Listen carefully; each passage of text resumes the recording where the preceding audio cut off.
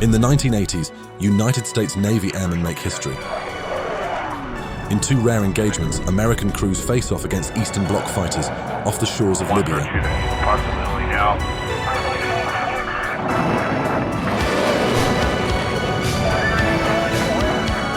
Flying the F-14, these engagements helped define aerial combat as it entered the modern era, and, coinciding with the popularity of Top Gun, helped to turn the Tomcat into the unrivaled icon of 1980s air power.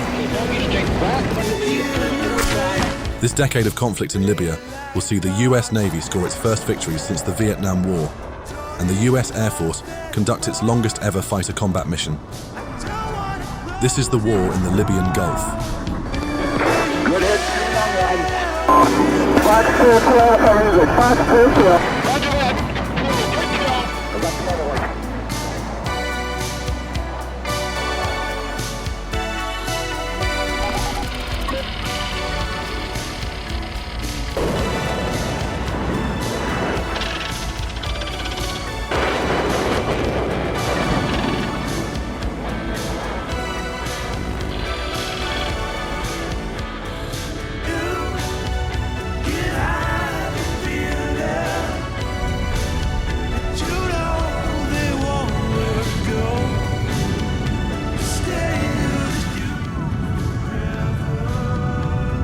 For 7 years, Western relations with Libya have grown increasingly troubled.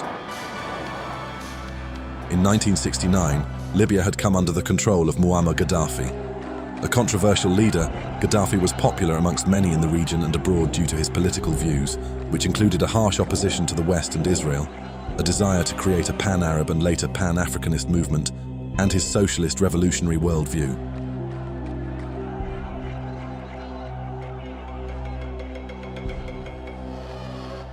In 1973, Gaddafi led a cultural revolution in Libya, establishing municipal councils across the nations which attempted to function as systems of direct democracy, known as Basic People's Congresses, and presenting his new socialist concept, known as the Third International Theory.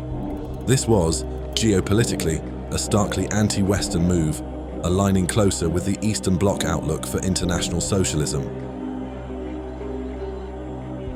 In 1977, he would implement his theories federally. The Libyan Arab Republic was dissolved, and in its place was established the Great Socialist People's Libyan Arab Jamahiriya.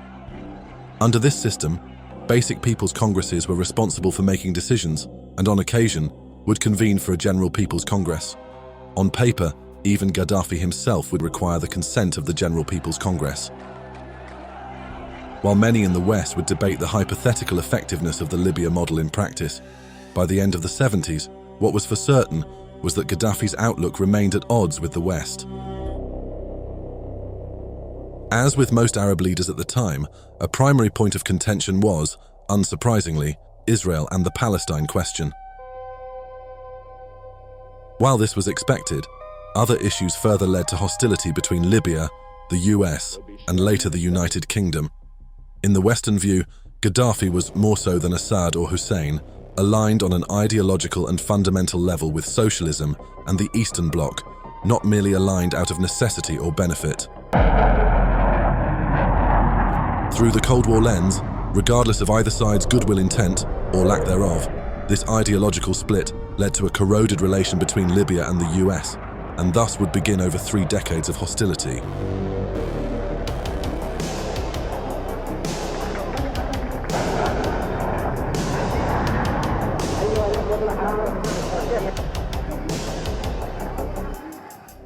Trouble began almost immediately after implementing the socialist reforms.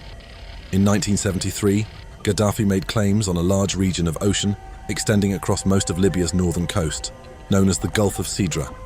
All waters in the Gulf below 32 degrees 30 minutes north latitude would be restricted to non-Libyan vessels. It would be, as Gaddafi put it, a line of death. This decision broke international law, as defined by the United Nations Convention on the Law of the Sea, which held that, for the sake of such things as safe travel and international shipping, territorial limits cannot extend beyond 12 nautical miles from a country's shoreline.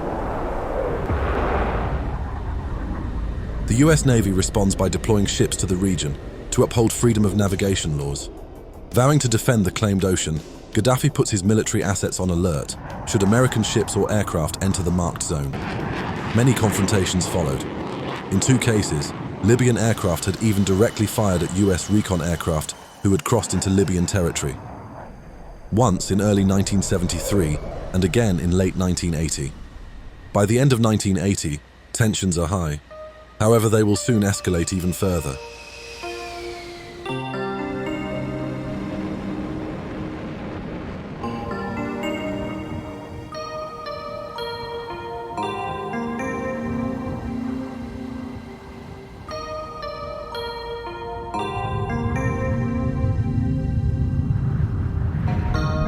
It is August 1st, 1981. Newly elected US President Ronald Reagan has authorized a Navy force to deploy to the disputed region as a show of force, the 6th Fleet.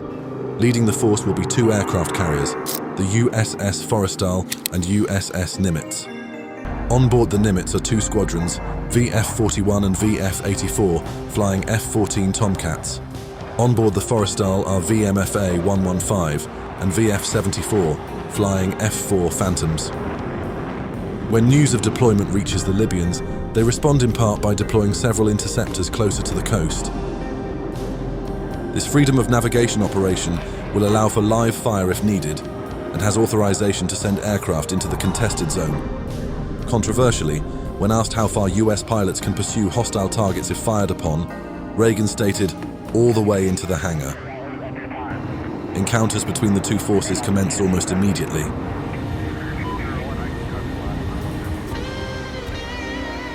It is the morning of August 18th, the first day of US exercises, arriving off the coast of Libya near the contested zone. As the sun rises, the carrier's Combat Information Center reports 3 unknown contacts flying out towards the group.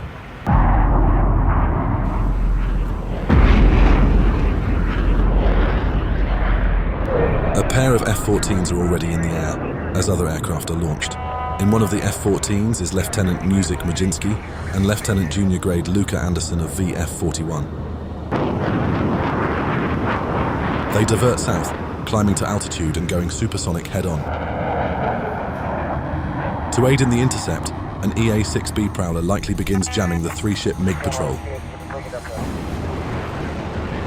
Closing in, the Tomcats make contact with 2 of the aircraft. Descending and forming up alongside them, they force the MiGs to leave.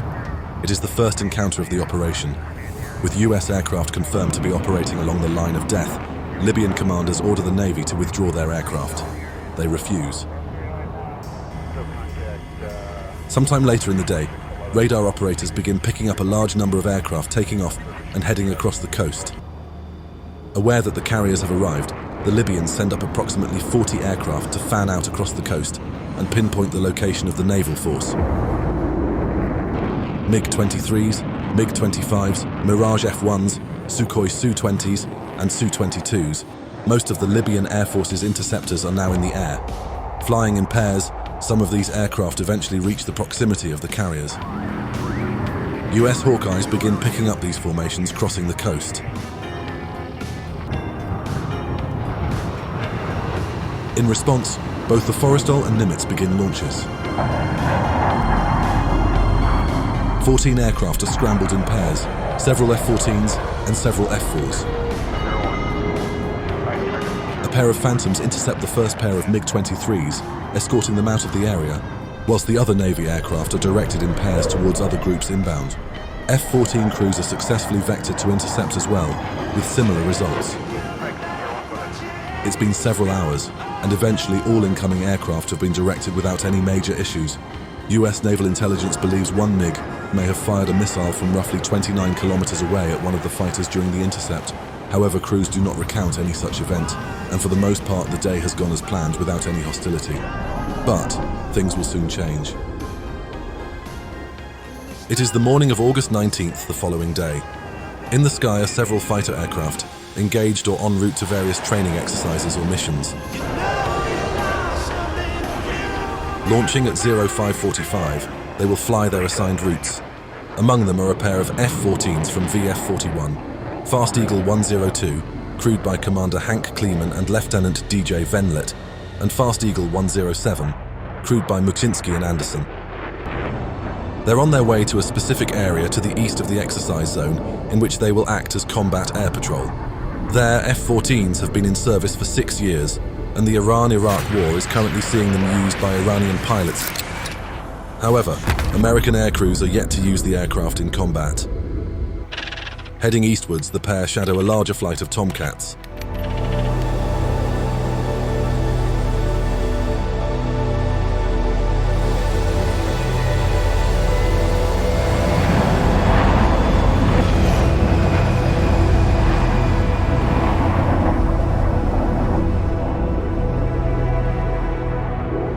Meanwhile, further south, an S-3 Viking has just crossed into contested waters.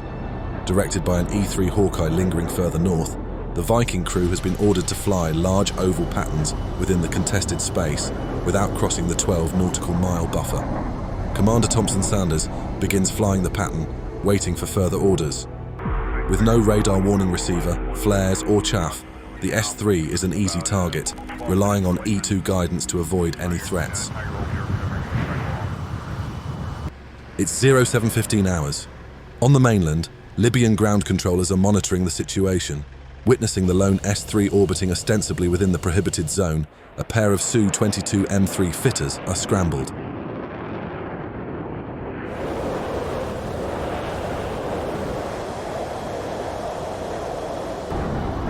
With no way of knowing that they are being painted, the S-3 crew continues to orbit.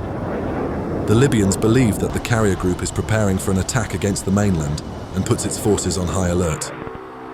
Unaware of this, Navy Command has sent in the Viking to provoke a response without an escort. Gaining altitude and crossing the coastline, the Sukhois are picked up by the Hawkeye, perhaps as a single contact, as they fly out of Sirte. The Viking crew receives warning that the fighters are heading toward them and to egress north towards the carrier. Turning home, the S-3 heads to the deck, diving to an altitude of 500 feet. The Viking crew becomes stressed, under-equipped to be in such a situation in the first place, ostensibly to provoke a response from the Libyans. Unable to outrun the incoming aircraft, the crew needs support.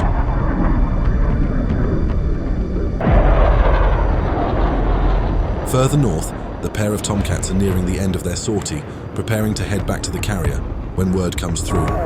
The pair receive orders from the Hawkeye to divert south and make the intercept. Alerted to the radar of the Tomcats, the two Libyan pilots correct their bearing to intercept the nails instead, leaving the Viking to escape. Meanwhile, the Hawkeye loses picture.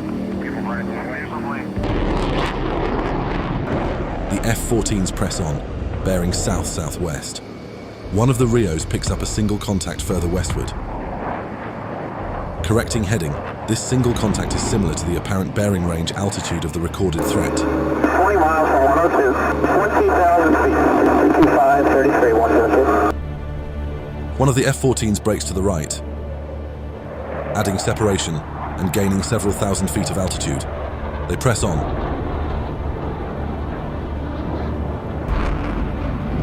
Closing in, the picture becomes clearer, showing two close flying contacts. 102's got 1, 214. The Navy crews expect a harmless intercept.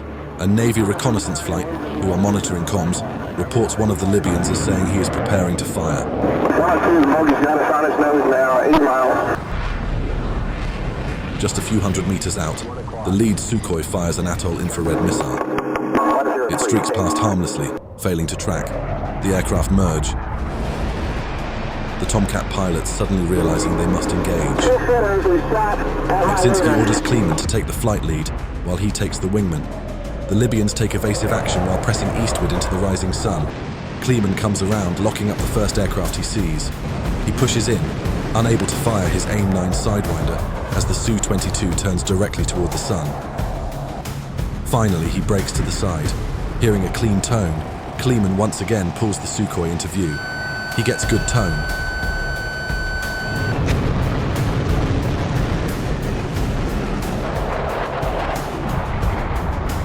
The missile hits clean into the engine, disabling the jet. Meanwhile, Maksinski chases the other fitter, who is maneuvering far more aggressively. Kleeman confirms the first kill. Maksinski hesitates, wondering where Kleeman's aircraft is. Kleeman says to fire on the second plane, which is now banking back around. Masinski tries to take a shot. His Sidewinder won't fire. He attempts radar lock but fails. He switches back to Sidewinder, switching stations to his only working missile. The fitter begins pulling around, seemingly towards Kleeman's aircraft. Navy intelligence claims the pilot reports a missile shot, although neither Tomcat sees a missile launch. Finally, Masinski takes the shot. The missile seems to veer off course, but at the last second reattains lock. It strikes the second fitter. Both Libyan aircraft are out of control and both pilots eject. The Tomcats form back up, receiving a radio transmission from the Combat Information Center, informing them that they are cleared to defend themselves. 2 enemy kills, 2 MiG-23s killed. 2 MiG-23s, you copy, boys? My lord, a fitter. After recovery, another pair of VF-41 Tomcats are sent up. Less than an hour later, a pair of MiG-25s are sent at altitude toward the carriers. Once again, they are diverted by threat of intercept. They try 2 more times before finally returning to the mainland. United States warplanes were engaged in warfare today. It lasted only about 1 minute, but that was... On the carrier, Fast Eagle 102 and 107 are debriefed. They are now the first US Navy pilots to score aerial victories since the Vietnam War, and the first Americans to combat test the Tomcat.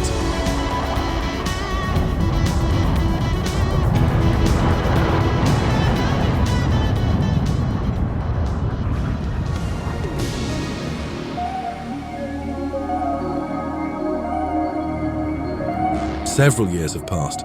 It is now 1986. Since the last incident, the US Navy has continued freedom of navigation missions into the contested Gulf. Now, however, tensions between the US and Libya are once again heightened. The previous year, the Soviet Union had sent new SA-5 missile batteries with search and track radars. Then, 3 incidents would occur.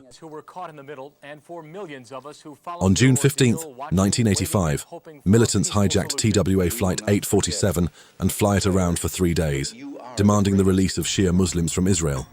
Now, who do they work for, if anyone? Then in December, attacks take place in Vienna and Rome, resulting in hundreds injured and 19 dead. Analysts believe Hezbollah is behind the hijacking incident, while a former PLO member known as Abu Nidal is linked to the terrorist attacks. By proxy, the United States believes that Gaddafi was connected in some way, having supposedly shown support for the perpetrators. Several weeks ago in New Orleans, I warned Colonel Gaddafi we would hold his regime accountable for any new terrorist attacks launched against American citizens. Thus, action in the Gulf is now authorized. In January 1986, freedom of navigation operations begin without hostility, featuring 130 intercepts made by aircraft from the 6th Fleet. 2 carriers are deployed, the USS Saratoga and Coral Sea.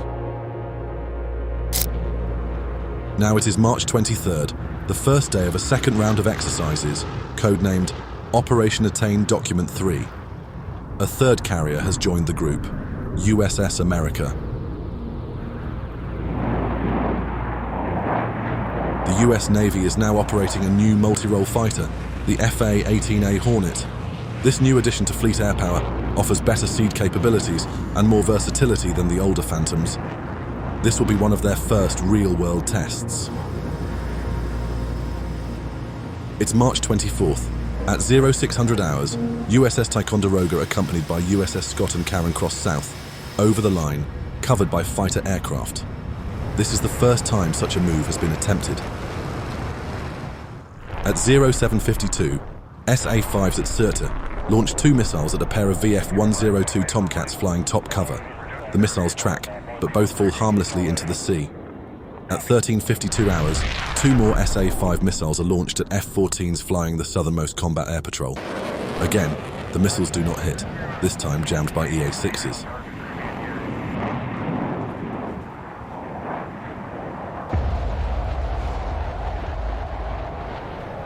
Then at 1550, 2 MiG-25s take off from Benina with orders to intercept and destroy a pair of VF-43 F-14s.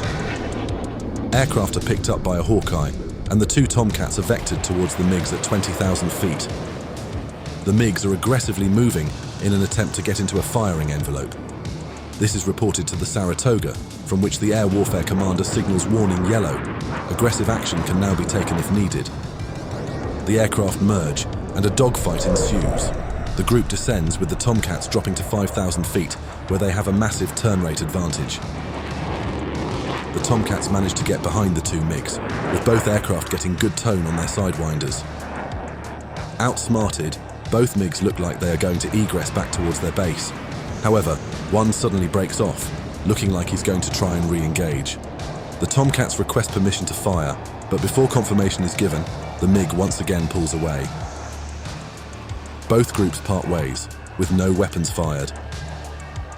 While conflict has been avoided, other fights are about to break out. Far to the east, on the other side of the ships, Libyan patrol boats have been launched near Khamenis. Arming up, the carriers begin launching aircraft to strike the boats and SAM sites if necessary.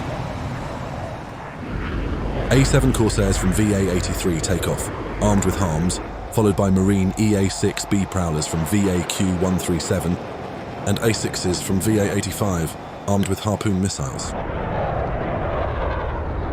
Other squadrons will soon follow with further A-6s. The two F-14s are called back, where they join up with a larger fighter force of Tomcats and Hornets, who will cover the strike aircraft.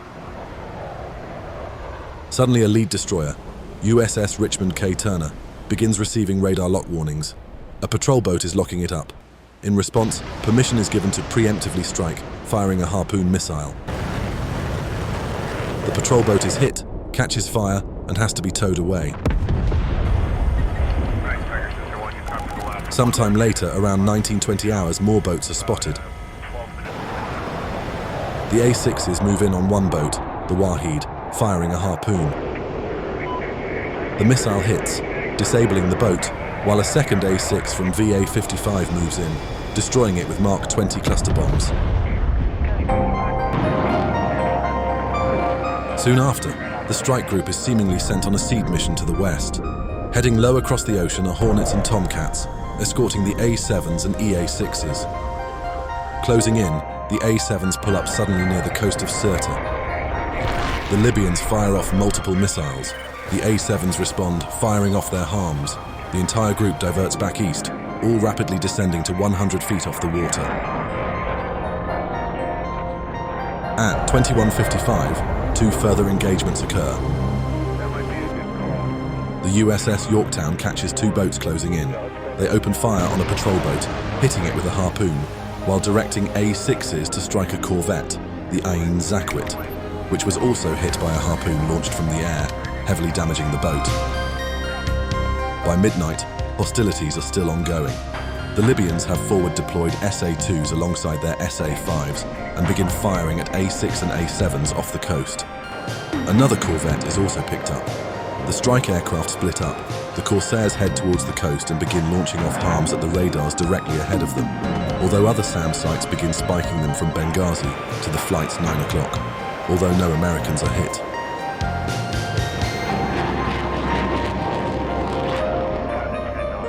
Meanwhile, the A-6s of VA-55 find the second corvette and strike it with further Mark 20 Rockeyes, seemingly disabling it. An A-6 from VA-85 then shows up, dealing a fatal blow with a Harpoon missile. Returning to the carriers around midnight, the crews are debriefed. This shocking escalation, lasting less than 24 hours but resulting in over 35 Libyan sailors and possibly one Libyan pilot killed in action, leads to the operation being terminated. The Libyan leadership's willingness to escalate over the disputed ocean creates a troubling situation for both sides.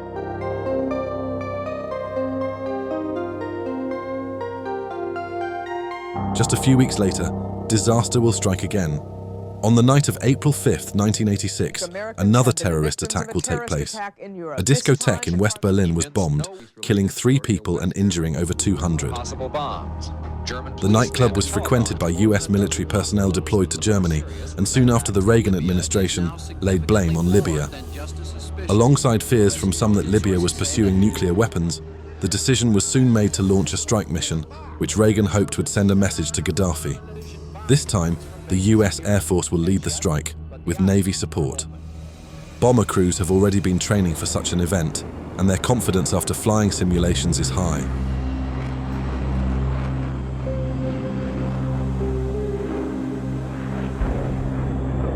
It's 1900 hours, the evening of April 14th. From RAF bases across England, 28 US tankers take off, followed closely by 24 new F-111 Fs. Heading south, they are joined by 5 EF-111 Ravens providing support. This large strike force is heading for targets across Libya. The Air Force has been denied overflight across mainland Europe by France, Spain, and Italy. Instead, they will fly a long route along the coast of France, around the Iberian Peninsula, bomb their targets, and then fly the same route back to England, an almost 10,000-kilometer round trip. It will take 7 hours to get there. Flying tight formations to mask their radar signature, the aircraft begin cruising across the ocean, with multiple difficult refuelings along the way, under radio silence. Meanwhile, near Libya, the Navy begins launching its own aircraft for the strike. Hornets, A6s, A7 Corsairs and Hawkeyes among others. It is now the early morning of the 15th. With the Navy's own aircraft in the air, the Air Force arrives on station. F-14s are sent up from the carriers, meeting up with the F-111 flights to provide cover.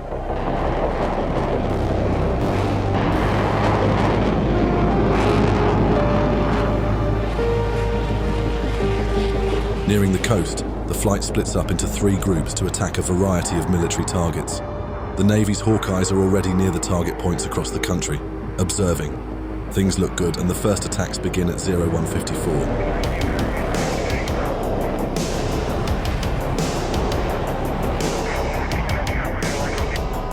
The first group of F-111s head from the northwest towards Tripoli, dropping to 200 feet to avoid radar detection. Perfectly coinciding with this, Navy Corsairs head in at higher altitude directly from the north, covered by jamming from EA-6s. They set off the air defences before firing off their harms. The missiles are effective, and a second flight of Corsairs moves in, this time pushing in closer to fire off older Shrike missiles. Again, it seems to be effective. With air defences in disarray, the F-111s press in, striking one of Gaddafi's compounds, along with an airbase.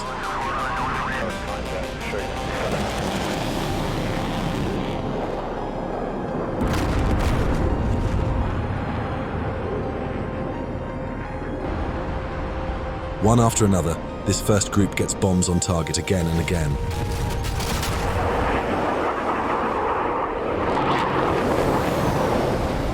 However, disaster strikes as one of the last F-111s pushes towards target, when it is suddenly impacted by a surface-launched missile. The crew eject, but do not survive the crash.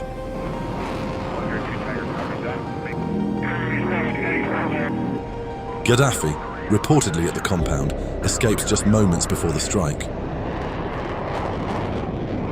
Meanwhile, near Benghazi, the Navy does its own strike mission, with EA-6 jamming, a flight of Hornets move in, setting off Libyan radars and firing off harms, followed by several Corsairs armed with Shrikes.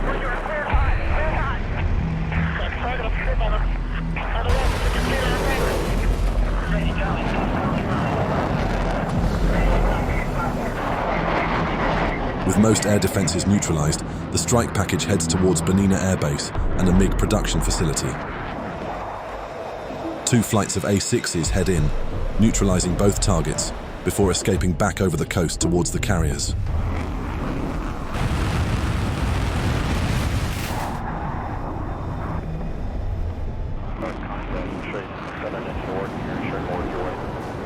At the conclusion of the mission, the Air Force heads back to England. By sunrise, it is international news. Highly controversial, the Reagan administration receives heavy condemnation for such actions without any international approval. Minimize casualties among the Libyan people. Gaddafi's escape had come from a call, either from the Italian Prime Minister or that of Malta, alerting him of the impending attack. The world is divided over the strike. The UN General Assembly condemned the attack, with 79 votes in favor of condemnation, 28 votes against and 33 abstentions. And the house started to collapse, as you can see. And the books... Gaddafi addresses the press, furious, saying that he had no plans to attack America, but that reconciliation between the two countries was impossible so long as Reagan was in office, saying that the president had tried to kill his family, and that he is mad, he is foolish. Thus, for now, the battle is over. However, it will not be the final show of air power in the region.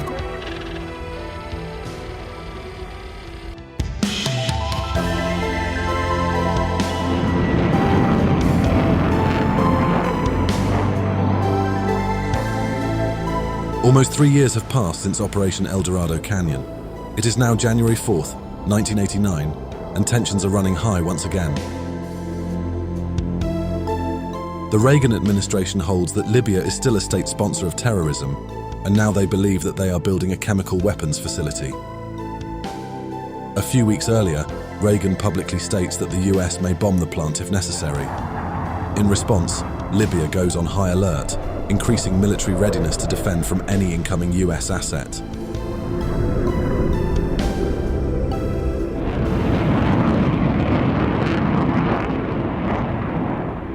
It's 0700 hours.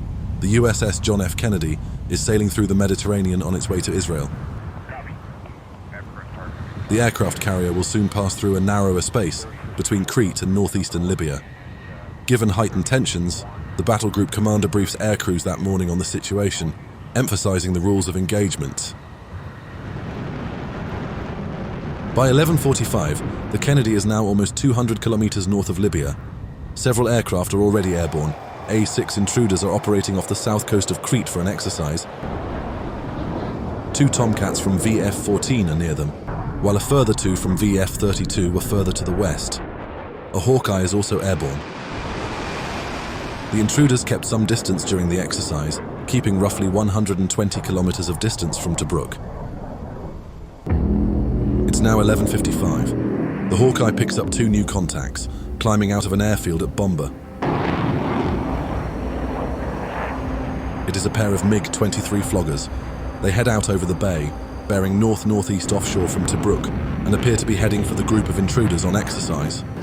The Hawkeye monitors the situation. The MiGs are continuing their course. The air warfare commander issues a warning to the Intruders, telling them to divert northwards and then back towards the carrier. The 2 Tomcats of VF-14 are ordered to link up and fly cover for the Intruders. Meanwhile, the VF-32 pair are sent to intercept at 20,000 feet. Flying down at a south-southeast bearing, Gypsy 207 and Gypsy 202 pick up the MiGs on their radars. At 130 kilometers and 8,000 feet, the MiGs are painted. In the past, Libyan pilots would usually aggress after being spiked, but this time they do not. Tracking the pair, Gypsy 202 notices the MiGs turn into them, now head-to-head. On board the E-2, radio chatter from Libyan ground controllers indicates they are attempting an intercept. At 11:58, the Tomcats turn left, indicating they will bypass a direct merge and instead come around for a standard intercept. A few seconds later, Gypsy 202 sees the MiGs turn again, back on collision course. Both Tomcats realize they may be in for a fight. They drop altitude to 8,000 feet. Assuming the aircraft are floggers, the Tomcats hope the choppy ocean will clutter their radars. The pair once again turn, creating a 30-degree offset, hoping to avoid a merge. Moments later, Gypsy 202 sees the MiGs correct their course yet again. They are obviously looking for a fight. The air warfare commander gives authorization to fire in self-defense. 2 final attempts are made to create offset, but both times the MiGs correct for a merge. At 1200 hours, Gypsy 207 orders master arm on. With 1,000 knots closure and 14 nautical miles separation, Gypsy 207 asks the air warfare commander if there's any additional information about the MiGs. No one responds. They push on. At 12:01, with just 12 nautical miles of separation and closure rates climbing, 107 calls out Fox 1, firing a Sparrow. The missile streaks away, followed by a second shot.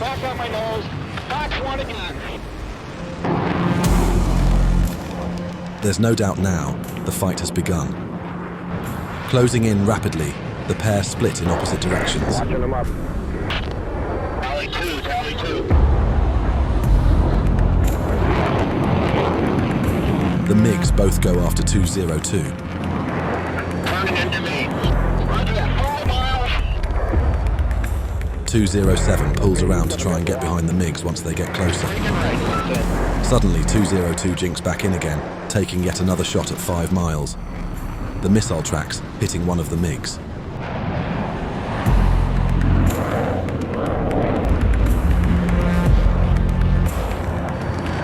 Good hit on one. The second MiG aggressively turns towards 202, who has now turned away. By this point, 207 has come around from the left side, moving in behind the MiG. Switching to Sidewinders, they attempt to get tone, with 202 yelling for him to take the shot. After getting tone, 207 fires. The missile tracks and impacts directly on the MiG, disabling it. Good kill, good kill.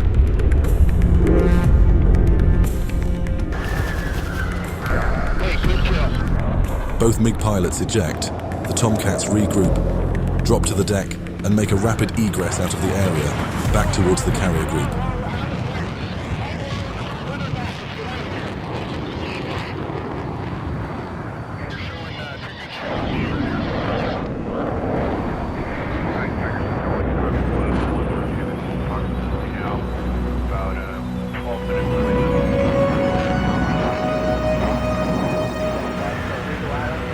Hostilities between the US and Gaddafi will continue for decades to come, but for now the major engagements are over. Featuring in Top Gun, and now with several aerial victories scored for the Navy, the Tomcat has become an international icon. These engagements have also been the first major tests of US equipment since the Vietnam War, and have demonstrated just how powerful fourth-generation aircraft are in the skies. And in less than a year they will be put to the test in an all-out war with Operation Desert Storm.